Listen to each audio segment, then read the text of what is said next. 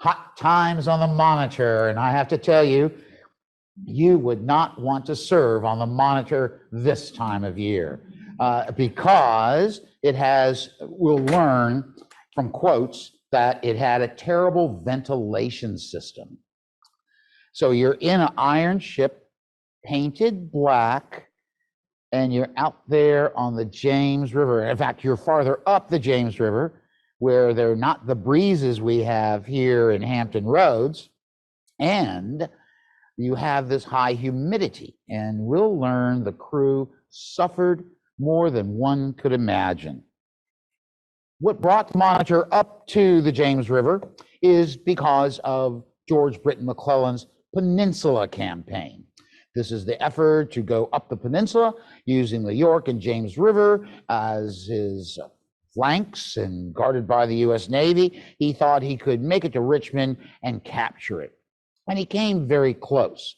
The U.S. Navy, once the CSS Virginia was destroyed, goes into the James River, rushes up. Well, they don't really rush. They stop at every Confederate fort, blows up their magazines, and then go. So that's long. You got to realize the Virginia is blown up, scuttled on the 11th of May. And so the Union get within 8 miles of Richmond by the 15th of May. So I could get there in one day in a fast boat. So, anyway, and these ships are not fast, by the way. So anyway, they get stopped at Drewry's Bluff. This tests the mettle of the Confederate or Union ironclads. The Galena, which you see in this image, is forward, and then next to it is the Monitor. The Monitor is unable to elevate its guns to fire at Drewry's Bluff. There's a fort up there called Fort Darling. You can see the obstructions in the river, and the Galena is a sitting duck target. Actually, it'll be holed 13 times during the engagement. So they take the iron off it after the battle and make it just a wooden frigate. So you can see how good it was. As they realize by 11:30 in the morning that they cannot push past the obstructions, they turn around and go back down the river. And the Monitor, as it glides past Chaffin's Bluff, John Taylor Wood, who knew William Jeffers, then commander of the Monitor, and as it passes his position, he shouts at it, "Tell Jeffers that's the wrong way to Richmond," And so they go down to City Point, which, as William Keeler said, they were anchored out of humanity's reach. And so he would start witnessing different facets of the war while the Union was at City Point. They're waiting on McClellan to get closer to Richmond. And so one night, they have guards on the Monitor. They're worried about Confederate sharpshooters and things like that. And all of a sudden, "Boat ahoy" is shouted. And everyone grabs their arms and rush onto deck. And they point their guns at this boat coming in. And it is actually Siah Carter on board. And they're anchored right off of this place. This is Epps Manor, known at City Point. Anyway, they point all their guns, and there is Siah Carter, worried about he's trying to be a contraband, and he becomes a contraband, and he actually becomes ship number 73. He has the rank of a first-class ship's boy, which is a rank that's for younger seamen, so they really start to learn. Siah Carter, however, is 23 years old, but he is illiterate, and he was a field hand, but he had broken the chains of slavery by joining the Monitor, and then was able to fight to end slavery. So he's a powerful story. I give a program just on him. Nevertheless, they said Carter told them all that his enslaver, Colonel Hill Carter, said that Carter told him not to go on board of the Yankee ships because the Yankees would carry them out to sea and throw them overboard. So not everyone believed that, thank goodness. So anyway, at the City Point, this is really a terrible place to be. It's at the confluence of the Appomattox and James River. It is hot. There are no really great breezes there, and you're in an iron ship. And so actually, they go on shore at City Point, and they actually, they go ashore, and there's a trap for them by the Confederates. They fire on them. Keeler says, my gosh, a mini ball whizzed right past me. And so they get to escape in their ship's boat. However, Jeffers is a little angry, so he fires rounds of canister. If you know City Point, it's down on the dock area below this site. And so they fire canister in this warehouse. Then they come up and they actually fire 2 shells into Appomattox Manor. One whizzes right through a window and comes out the other side and explodes. Called luck. Then the second shot misses. And Mrs. Epps, who was born in New York, comes out and says, we're not against you. And please, why should you blow us up? And Jeffers, the commander, said, he did not come to make war on unarmed men or women and children. So the Monitor broke off action.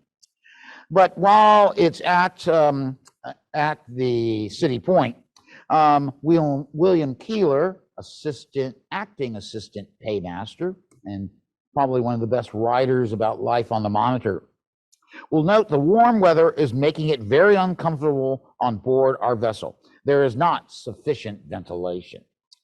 He reiterated to his wife, yesterday was hot and uncomfortable day, and we lay broiling on or in our iron boxer cage, as it has become. The crew members often would try to find relief and go swimming.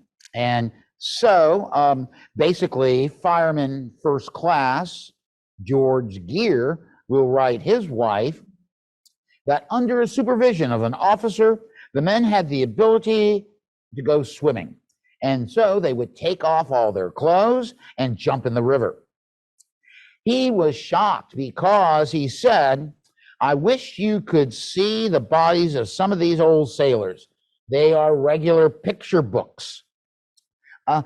They have Indian ink pricked all over their body. One has a snake coiled around his leg. Some have splendid coats of arms of states, American flags, and most all have crucifixion of Christ on some part of their body. George Gear did not have any tattoos, so this was very revealing to him. So food was also a complaint, because you realize they're way up City Point, and the Federals had not established a supply system to support the James River flotilla.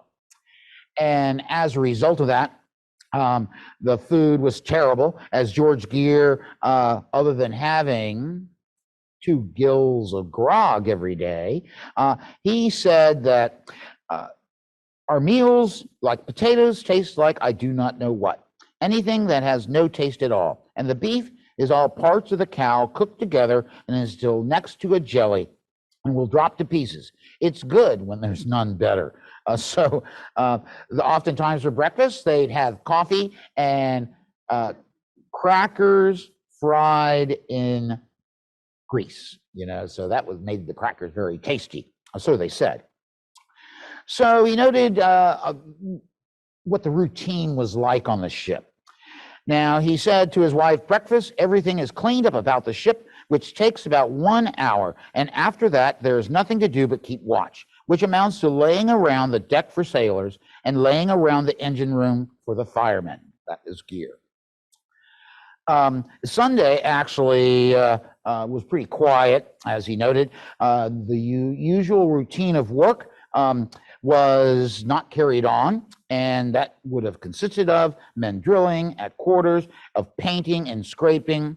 They just didn't do that on Sunday. It's kind of like a day off. Saturday is wash day, So on Sunday, they get inspected by their commander. Now they hate their commander, and his name is, of course, William Keeler.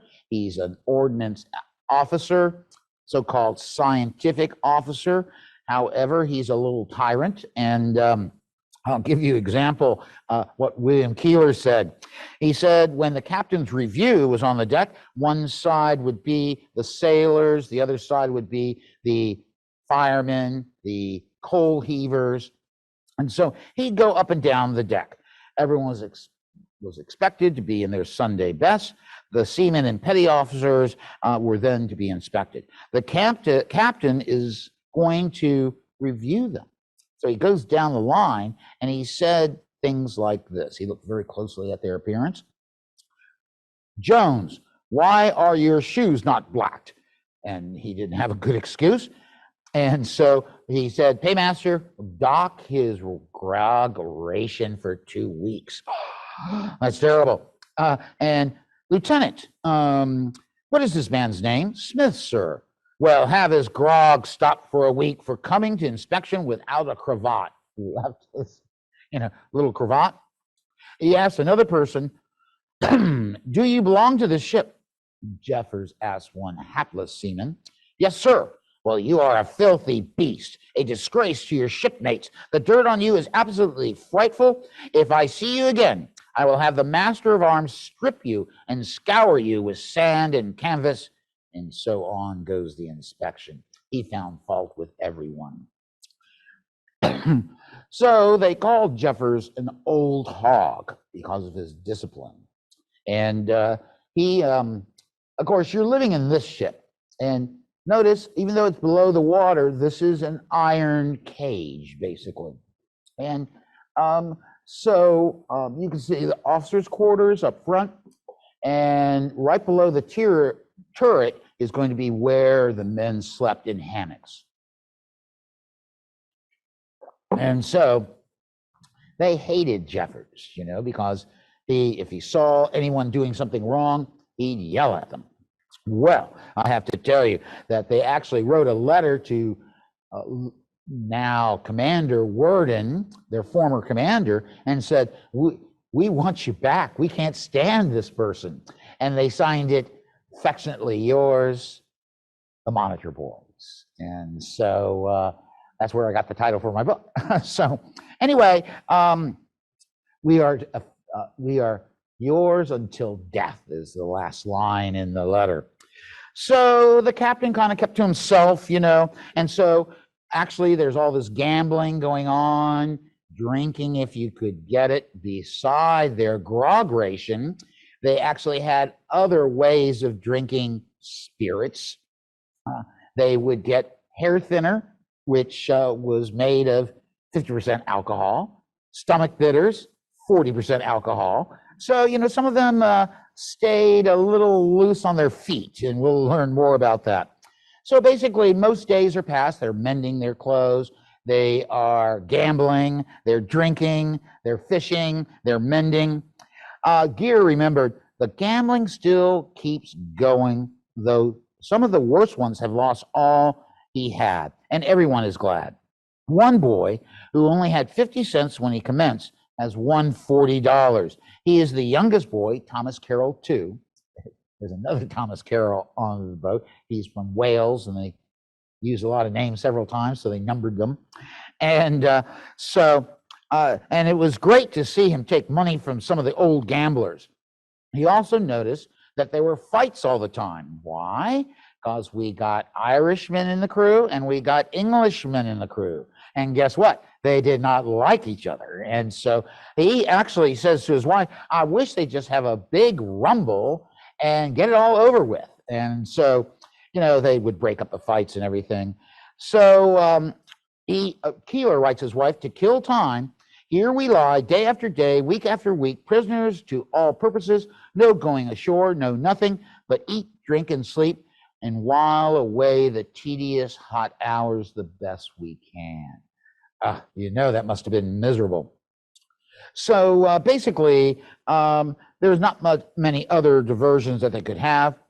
Actually, one big thing that happens is going to be This is the engine room. Right next to the engine room was the galley. And one night, the galley caught fire. And it was because the stovepipe went out through the wooding backing out the deck, right? And so sparks from the galley caught fire, the wood, and it burned. And so they had a big rustle on the Monitor. They rushed down and put out the fire because the galley is next door to, guess what? The shell room and the powder room. So you imagine, and George Gear tells us why, you see something funny. No one could ever think we could have a fire on an ironclad, but we had one. So you'll see soon enough, this is a map, of course, the way to Richmond, the James River. So this is George Gear, who I'm going to quote a lot of times. He is this is the wardroom. I'm going to tell a great story in just a few minutes about the wardroom. This is William Keeler, the guy who also, we have about 5 people that really write their wives, and those messages still retain. Then a man named Franklin Pierce, not the president, went around in the 1880s and interviewed a lot of the Monitor boys so that they could get a good idea of what life was like on the ship. Now, I'll tell you, the fresh air, there was no fresh air, okay, on the Monitor. Actually, John Erickson wrote Isaac Newton, the first assistant engineer, that he said, "You have a severe trial and cannot imagine anything more monotonous and disagreeable than life aboard the Monitor at anchor in the James River during the hot season." Gear knew this to be true. "I do not think we'll ever go into action because the ship is just not properly ventilated for the men to live in hot weather. I don't think she will ever do that again, and as the men would drop dead at their guns after a half hour." This is, he records, because he's a fireman, he maintains the temperatures. And so he wrote his wife that 110 degrees in the storeroom, 127 degrees in the engine room, 155 degrees in the galley, 85 degrees on the berth deck. He included that letter so you can see what hell we live with. So as they're waiting for something to happen, they all of a sudden on June 25th hear the sounds of guns firing from the direction of Richmond. And this is the first battle of the 7 days battle, known as the Battle of Oak Grove. And so they, wow, the campaign's happening. And so we're going to go into action soon. But McClellan's going to be defeated 2 days later at Gaines Mill. And so things are going to change. Now, they didn't hear the sound of the Battle of Gaines Mill because they had a special duty of you can boo it now if you wish. This is William Jeffers, and he's not as smart as he's looking. So this is the James River Squadron. You can see the Monitor in the middle. Yes, they have that awning, but that doesn't do a whole lot of good. So they get a duty to go up the Appomattox River. This is the Matanza. This is where Thomas Holdrup Stevens will be in command. They lead the action going up the Appomattox River. I don't know how many people have seen the Appomattox River, but it's twisty, it's narrow, and it's just difficult. They also have with them, I'm going to come back to this guy later because he's a little bit fun. They have with them the Alligator, which is an invention built in Philadelphia, Brutus de Villoy. And actually, it first was planned to have oars to propel it. Then they decided to have a screw propeller, and they have, just like on the CSS Hunley, you have to crank the engine, right? And so it also goes, because the idea was to take the Alligator, go up and blow up the bridge over the Appomattox River, the railroad bridge. Why is this critical? Well, I'm going to tell you right now.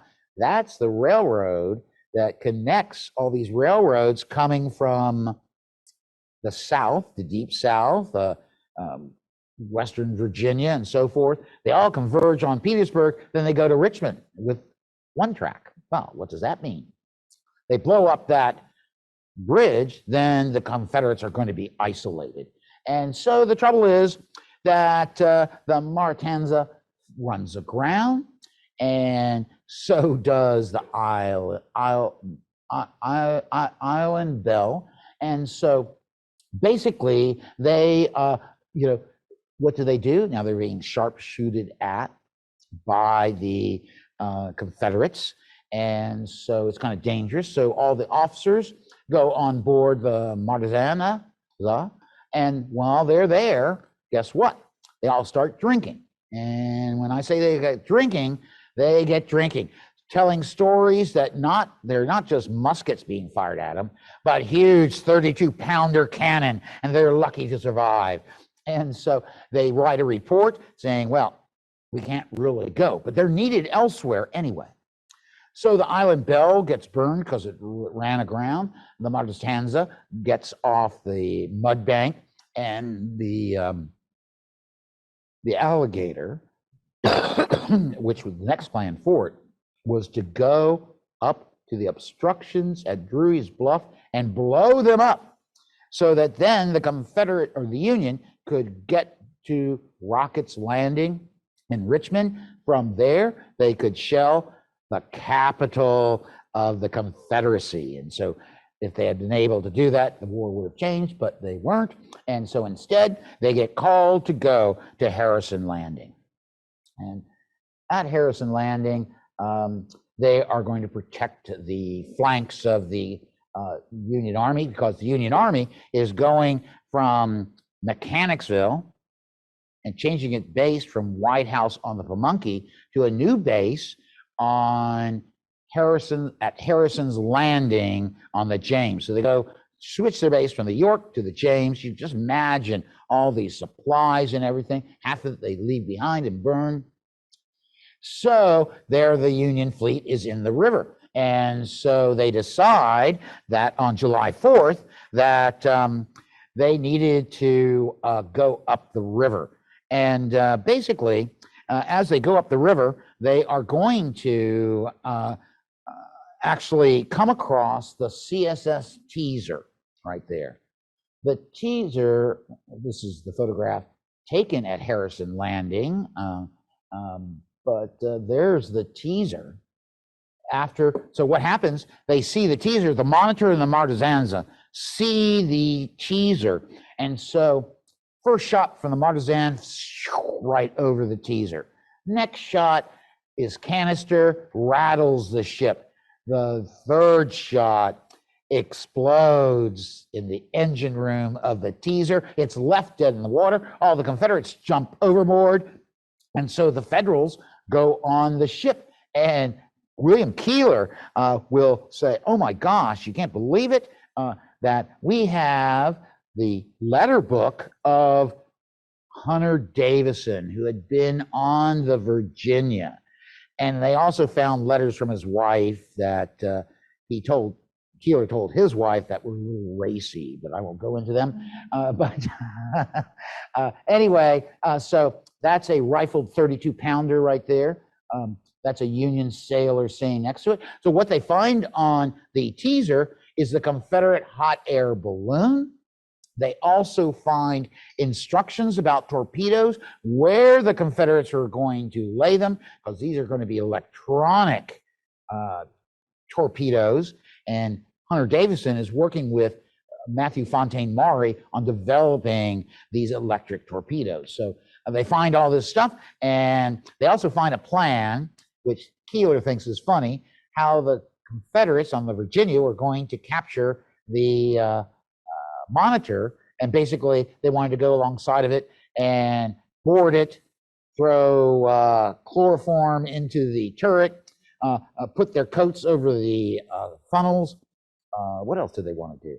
Oh, and then they were going to take it by boarding. I mean, it's like crazy, crazy, crazy, but they didn't do that. And so anyway, they get a big laugh out of it. Now, so everyone agreed that the Monitor needed some repairs, and they are kept still in the river in constant preparation for the Merrimack. Some of us will die one of these days with Merrimack on the brain. The disease is raging furiously, especially among those inclined to old fogeyism. In other words, the little more elder officers. So the heat gets terrible, though. Keeler wrote his wife, "You may imagine me writing this with a towel in one hand, brushing off mosquitoes and wiping off perspiration, my brains in a sort of mix with the buzzing of mosquitoes, buzzing of flies, tickling of sweat." And then he told her, "Hot, hotter, hottest. Could stand it no longer. So last night I wrapped my blanket around me and took to our iron deck. If the bed was not insufferably hot as my pen, with what heat and mosquitoes and a gouty captain," that bad guy, William Jeffers, right? We really have gone distracted. So he didn't like it, but basically, they're going to get photographed on July 9th when Abraham Lincoln visits Harrison's Landing. And these are the pictures of the crew. There's several of them. We already saw one of the officers. These are the only known photographs of the Monitor. And so this is probably the most famous. You can see it's after the burning of the galley, because there's the stove on the deck, which is probably smarter. And there they all are standing around. And if you notice in the foreground is actually Sia Carter. Eventually, the Monitor will have 6 African Americans on board.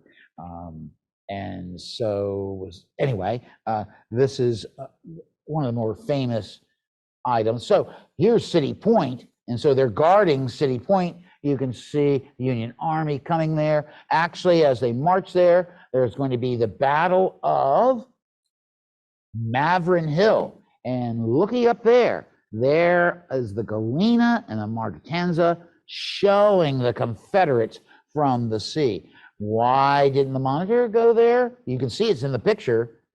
Well, because it couldn't elevate its gun, to fire like the other ships. So, the Monitor, I'm going to do a program, the flaws of the Monitor or something. Monitor flaws, remind me.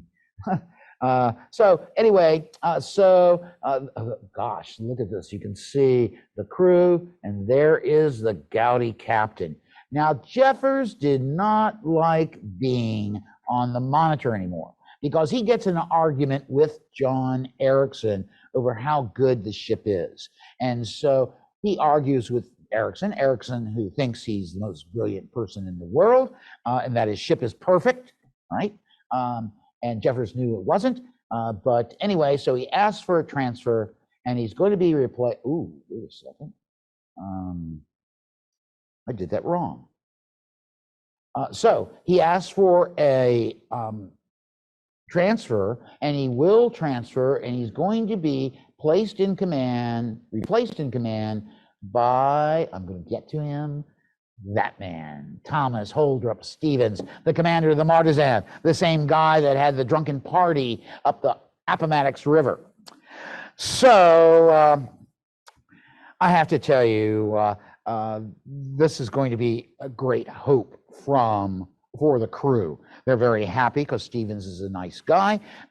His father was a hero from the Battle of Lake Erie. His father is a rear admiral. And so Stevens, actually the first ship he captured during the Civil War was the CSS America, the very ship that won the America's Cup for the first time.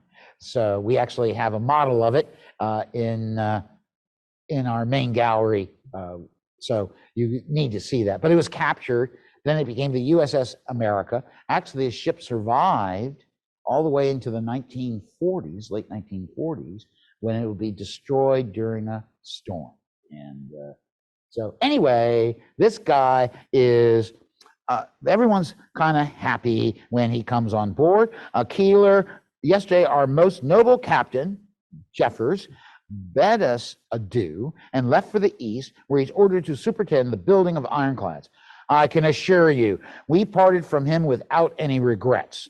He is a person of good deal of scientific attainments, but brutal, selfish, and ambitious. Commander Stevens, who takes his place, has the appearance of a quite modest man. So far, I like him, but I find that first impressions are not always to be trusted. He has the reputation of taking the glass too much. In other words, drinking. I gotta tell you. But so then they get reassigned down to Hampton Roads. This is the end of August. Hampton Roads is far better, the breezes and everything. That's why I live here. He was not set to be captain of the ship for long. Why? Because he was an intemperate man, and so that gets him in some trouble. Actually, Jeffers gets in trouble as well, because when they passed the law that ends the grog ration on August 31, Jeffers were ordered 2 barrels of 80 gallons of whiskey, because the law said, well, you can drink what you have left, and so he wanted to make sure. And Stevens liked that, because it was already there for him. So I have to tell you, there's one scene where they're in the wardroom, and Stevens is there, Keeler is there, and the bottle of whiskey is there. And so basically, Stevens says to Keeler, Mr. Paymaster, I know you're a temperate man, but I am not. Pass me the whiskey. So anyway, he was a wild guy, Stevens. Drinking was considered a curse. Actually, Keeler often said that there was the curse of the Navy. And there's several stories of people getting a little too drunk that summer. When they get to Hampton Roads, actually Lawrence Murray goes on shore leave at Newport News Point. He comes back very drunk, and he will take an axe and try to chase Keeler's manservant around the deck, right? His contraband.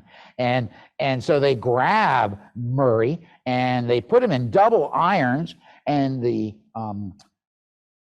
where they put them, the jail, so to speak, was in the anchor well. So not a good place to be, and especially when you're drunk. So he breaks away in double irons, and then he jumps into the James River. Well, the ship is anchored in 90 feet of water. So where does Murray end up? Well, they find him 3 days later. The crabs are, anyway, I won't go there. It's almost lunchtime. So basically, no one, as Gear said, would lament his loss, because all he did was drink and gamble his time and money without sending support to his wife and child in California. Well, I have to tell you, the drinking habits of Commander Stevens will get attention, because he, on September 7th, welcomes on board the Monitor a man known as Commodore Thomas Turner. And Thomas Turner is commander of the USS New Ironsides, a more European-style ironclad that was built in Philadelphia, Pennsylvania.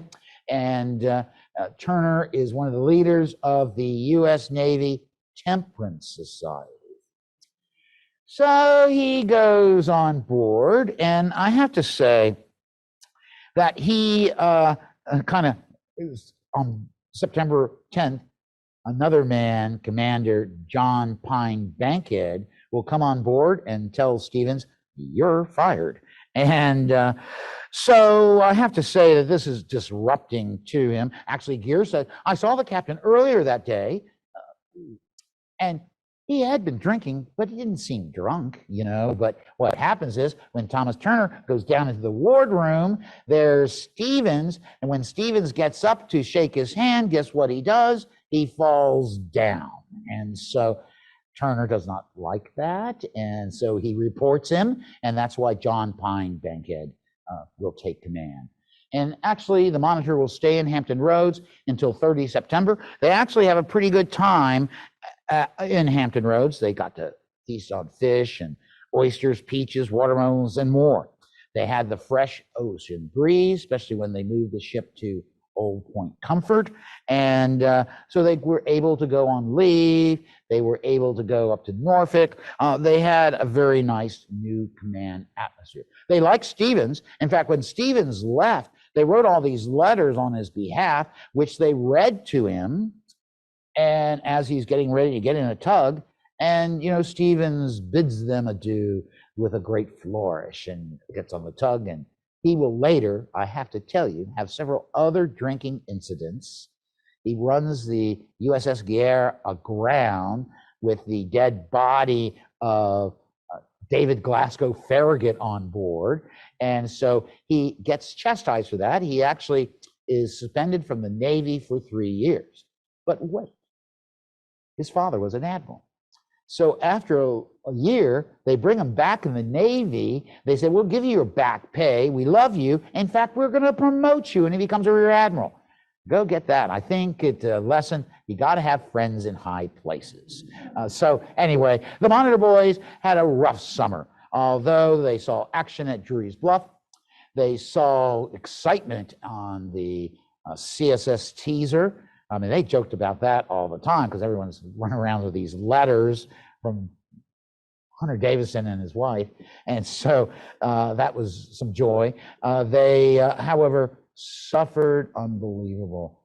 And actually, the next class of monitors, the Passaic class, will try to solve that. They actually install blowers right below the turret, so it sucked air down into the ship and throughout the vessel. So that was improvement, but still, you're in a black vessel in the heat of the summer is not good. They actually will repaint it in August, a light gray, but that still doesn't help very much. And so anyway, so that's the sufferings of the Monitor boys as they live through the steaming, stifling hot summer on the James River. Thank you all.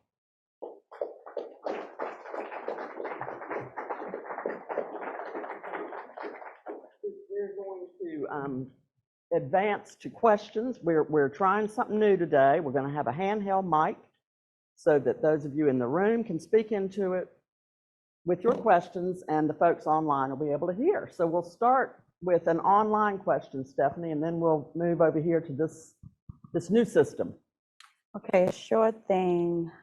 Scott Boyd asks, what was the approximate ratio of foreign-born to U.S.-born crewmen? Well, I have to really count. So I would gather there was about 30 to 40% foreign-born. The Irish, the English, there are people from Denmark, there are people from Norway, German, Austria. Wales. I mean, they came from all over. And the big thing is, if you're an immigrant, what's the best thing you can do? Prove your loyalty to your new nation.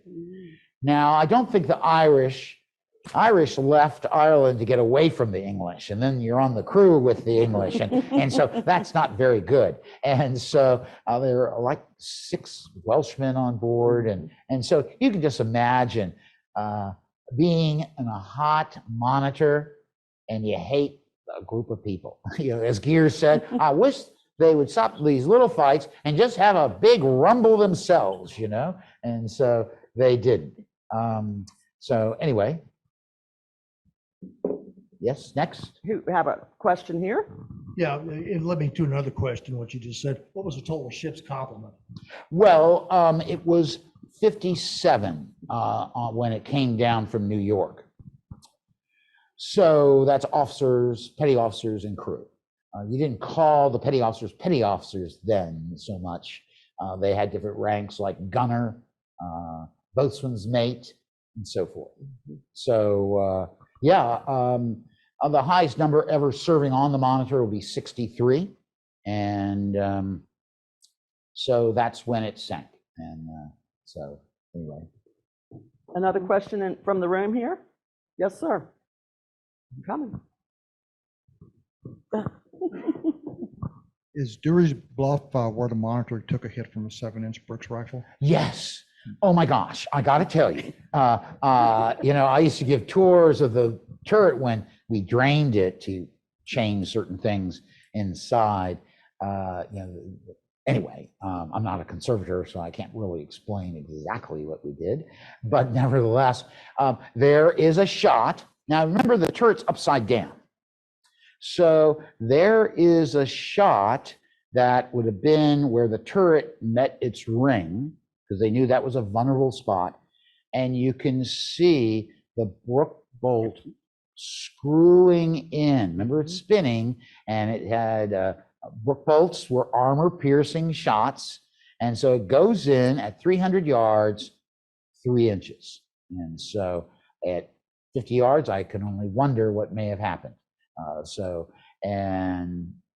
Anyway. You stand inside the turret. There's few of us that have had that pleasure, and there's this big. Well, that's for another reason. One? That's another one. Another one. Okay, sorry, another one. Anyway. Stephanie, another online question. Yes. Lauren asks, did the later Monitor designs improve the ventilation system? Yes, they did. However, the Passaic class especially, they put the blower beneath the turret to suck air in. They actually vented the galley better. They vented the smoke box better. And but still, I have to tell you, when you're sucking air in, you're also sucking what in? The humidity. You're also sucking what? The mosquitoes and the flies. And so I'll tell you, if someone says, oh, John, don't you want to serve on the Monitor? I would say, not really. I mean, so they tried, yes. Yes, sir. John, that was a fascinating talk. Thank you for that. I was wondering, what's the rate of fire of the Monitor and what kind of ordinances could it fire? It only had 2 11-inch Dahlgrens on board. They would have solid shot, they would have canister, and they would have shells. The rate of fire, considering how hot it was, and you're actually firing 163-pound cannonballs at somebody else. And so you had to bring them up to deck. So these are heavy to work. So it takes 2 men to bring the shell to the muzzle.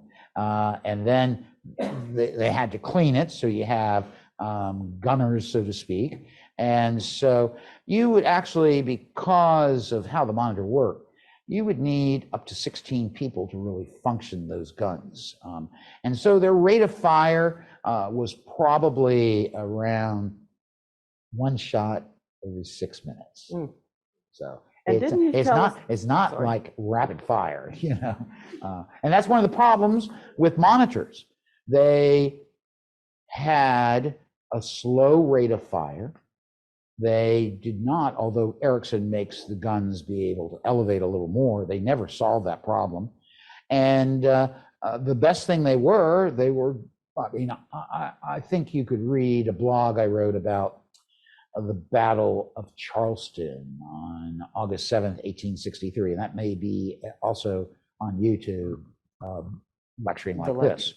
And so you'll find that the monitors, they came close to sinking because they're fighting against fixed fortifications that had been trained. Okay, you're in that spot, so I need to cut my fuse like this, and you're going to get it. And so, and they did take a punishment. In fact, a tower ironclad, the Keokuk, will be hit, I think, 93 times, and it will sink the next day. So anyway, there's some problems with those ships.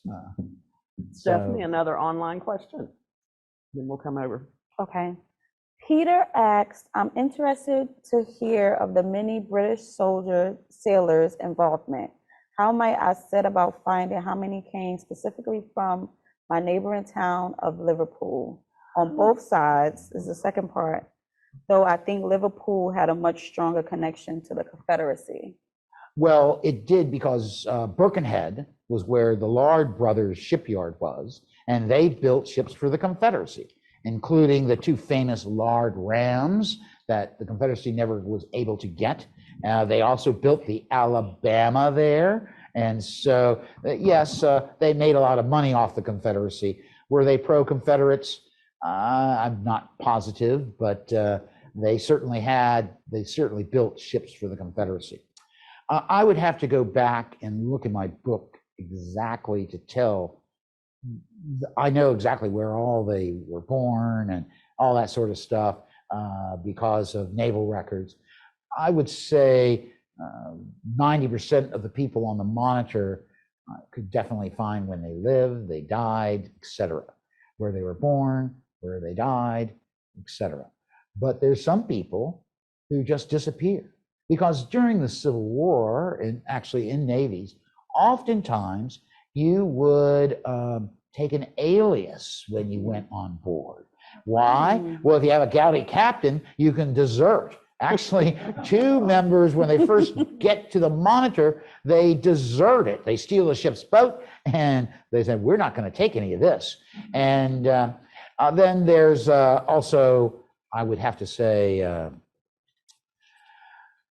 I mean, they had a lot of loyalty to America. That's why those American flags were on many of them. There's one guy, Wilhelm Dirks, who had WD on his arm.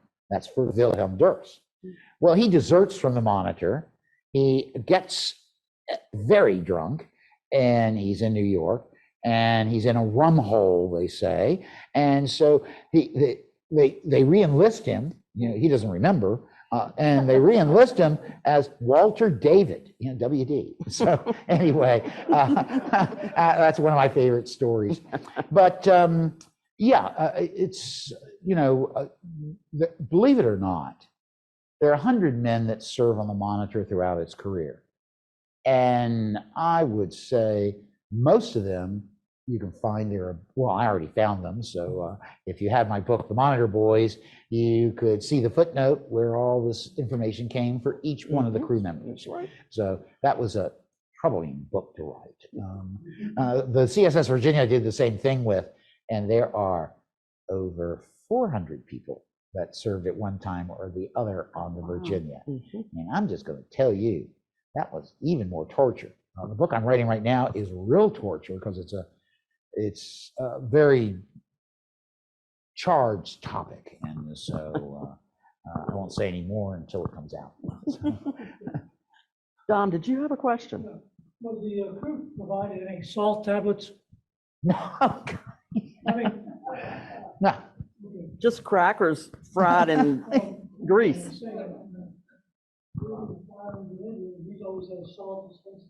Yes, but Right. you were in the engine room in what, the 1960s? And they're in the 1860s? And you know what?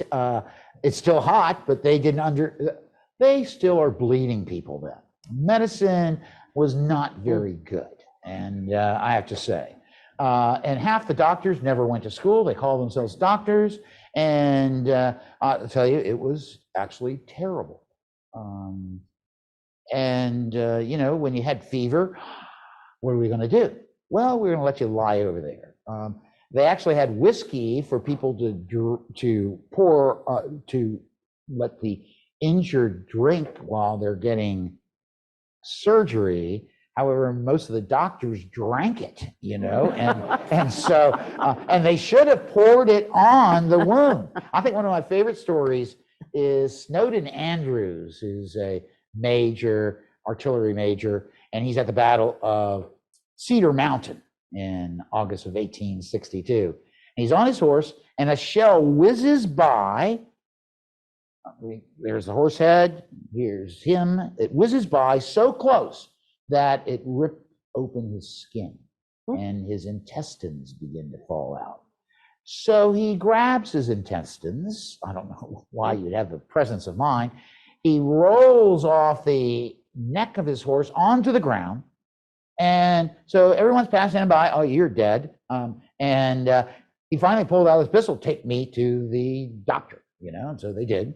And he gets into the doctor says, yeah, you're dead. And then he pulls out his revolver again, says, oh, you're going to sew me up. And so he goes to Baltimore afterwards. They sew him up. He said, that's not going to do anything. He goes to Baltimore and gets a silver plate installed where that wound was. And he goes back and sees the doctor. And when he sees the doctor, he goes, ha ha, I told you so. And the doctor goes, what? And so the doctor deduces that the reason why he survived is because he rolled on the horse's neck. And that meant that the horse's neck had hot sweat. And so that doctor would always keep hot horse sweat when he operated on people and would dink it in there, like, okay, you're going to be okay. I kid you not. There's some fantastic stories about the Civil War and especially Civil War medicine. Just to say, I'm glad I live in the 21st century. Here we have another question, Okay. John. Good afternoon. Just for public's information, putting somebody's guts back in and sewing it together on the battlefield is current medicine today, until they can get to a surgeon. So, because it's very hard to keep your internal organs moist Right. for an extended period until we can get you to an aid station or shock trauma platoon or little hospital or further, better off inside the body, and we can deal with the infection later. So not all that bad of an idea back in the 1860s. That's horse sweat. But it would be a note that, at that time, probably most of the surgeons who served in the two militaries were not physicians. Much later, those two professions were merged, and you had to be a physician to become a surgeon. Right. The surgeons then were doing some pretty grotesque things and probably needed to drink to get through the day. Yeah. And I would say that's true. I would agree with that. And because it was, if you're at like the Battle of Antietam, 23,000 casualties, you're going from one person to the next. And so that is gruesome just to think about it. And so I think if I'd been that doctor, I would have drank a lot also. I was in one play called The Man of La Mancha, and I was the barber, and like the barbers back then were also doctors. And so I was only on stage for like 5 minutes, but it was one of the few extra parts that actually had something to say. I am a little barber and I go my merry way. With my razors and my leeches, I can always earn my pay. Though your skins are smooth as satin, you will need me soon, I know, for the Lord protects his barbers and they make the stubble grow. There you go. Here's I a still comment. remember, that's 40, I won't say how long ago. Right. This gentleman obviously knows more about medicine than I do, but what I'm going to say can't be any further far than the horsehair comments, okay? He had silver plate installed. Silver is also a conservative, a preservative, and also it's an yeah, so that might play into things too. It could have been any Interesting. crazier than horsehair. Yeah, but he had to get to Baltimore. Yeah, that's true. And so I don't know, I can't remember the timeline. And he comes back to Yeah. service in 1863. Yeah. And he gets wounded again in 1864. Wow. And then he goes back to Baltimore. He's an architect. So Stephanie, we have a couple more online questions. Yes, Lawrence Betts asked or said, the line drawing seems to show the overhead and the engine room about 2 men's height high. Wasn't it more like 5 feet high? Of course, that would make it more confined and hotter. Oh, yes, without a doubt. And if you come to the Mariners Museum, you can go in the Monitor Center, and we even have the ceilings in there a little too high when you go through the wardroom and everything because of modern practices. But yeah, these people, look at that. I mean, that's called plush. Yeah. And, second, there's the engine room. Engine room wasn't anything like that. No way. And they're not, the boilers alone, they have to boil water, right? They have a condenser, they can use salt water and turn it into fresh water, and then you can put it in the boiler. And because they have what are called glass tube boilers on the Monitor. But yeah, it was confined space. If you're claustrophobic, don't go on the Monitor. In fact, one time, I after my first heart attack, I had gained claustrophobia. So I was on the USF Constellation, and I went down to the orlop deck, and I went, oh my God, I can't take this, because you have to bend your head when you're in there. So you didn't have to bend your head on the Monitor, because the average height of people back then was 5'6". But I'll tell you, there are several that are much taller, and I would have to open up my Monitor boys, which somehow I have a copy, and tell you about some of these people. But what I'll do is count them all up who are foreigners, because we have people from Canada, England, Ireland. I've already talked many places. And so, yeah, there's, it's pretty amazing. International crew. International crew. And so some of the people I have their height, like William Nichols, he's 5'4", dark eyes, dark hair, dark complexion. And he transferred from the USRS North Carolina. And so he's officer steward. Some people think he's one of the African Americans, although many of the records show if you're an African American, they will title you Negro or mulatto, and that happens throughout. So there could be 8 African Americans on board. There's 6 that are positively identified because of their service records. But it's a pretty interesting world when they actually, when you enlist, they write all these things about you. So it's interesting. Here's a guy. There was a man known as William Wentz, and William Wentz joined as John Stocking, and because he was, an immigrant, and he changed his name to protect his innocence, I reckon, and he will actually be swept off the deck of the Monitor on the evening of December 31st. So December 30th, he's trying to cut the hawse line, and so they talk about him as being one of the best seamen ever. So anyway. Stephanie, did we have one more question? Yep, well, 2. Okay. Can we do both? We'll do both, sure. Okay. Robert and Norma asked, could you fry an egg on the deck of the Monitor? No one tells me in anything that how hot the deck got, but I would surmise you probably may have been able to do that because if you think the refraction of the sun, and it's 99 degrees, Right. and so that deck is probably at least 130, if not a little more. So could I fry an egg at that heat? Well, if you like soft boiled eggs, probably, but I just, I can't say for sure, but it so surely seems like it by the descriptions described by the crew. But no one, like George Gear, is the guy who's checking all the temperatures. And so every letter he writes his wife, whether it's hot or cold or what, and he does that throughout the ship. And so that's one of the duties of the first class of firemen, like Gear was. Why wouldn't they paint the Monitor white like they are the train tracks in London right now? They're painting things white to try to deflect heat. Why did it have to be black? There's a word. Because at nighttime? No. There's a word, science. Okay? Okay.